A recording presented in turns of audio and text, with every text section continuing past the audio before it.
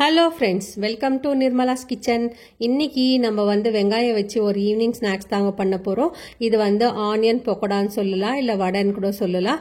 வாங்க வீடியோக்குள்ளே போய் பார்க்கலாம். ஸ்கிப் பண்ணாமல் வீடியோவை கடைசி வரைக்கும் பாருங்கள் ஃப்ரெண்ட்ஸ். அதுக்கு முன்னாடி நம்ம சேனல் சப்ஸ்கிரைப் பண்ணிவிட்டு பெல் சிம்பிள் தட்டிடுங்க. வாங்க இப்போ வீடியோக்குள்ளே போகலாம். இப்போ முதல்ல நம்ம ஒரு பேஷன் எடுத்துக்கலாம். 3 வெங்காயம் கட் பண்ணி வச்சுருக்கோம். இது நீல வாக்கில் கட் பண்ணியிருக்கோம் நம்ம.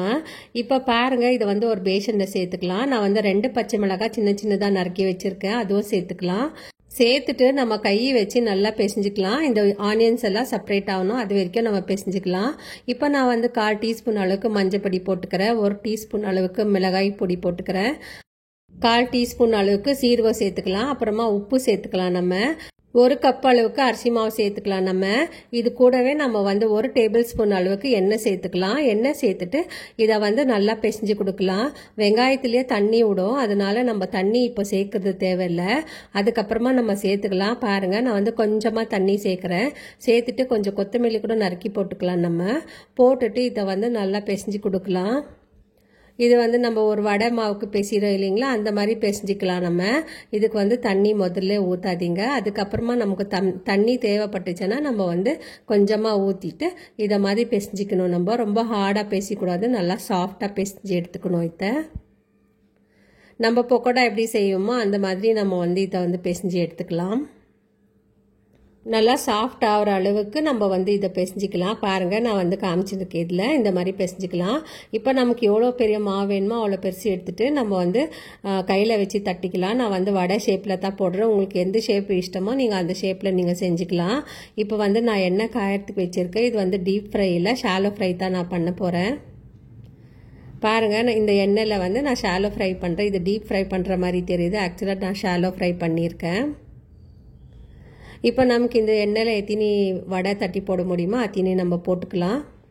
அப்படியே உதிராக கூட நம்ம போட்டு பண்ணிக்கலாம் இதில். இப்போ பாருங்கள், இது நல்லா 2 பக்கமும் நல்லா ரோஸ்ட் ஆகிற வரைக்கும் இது நல்லா வேகணும்.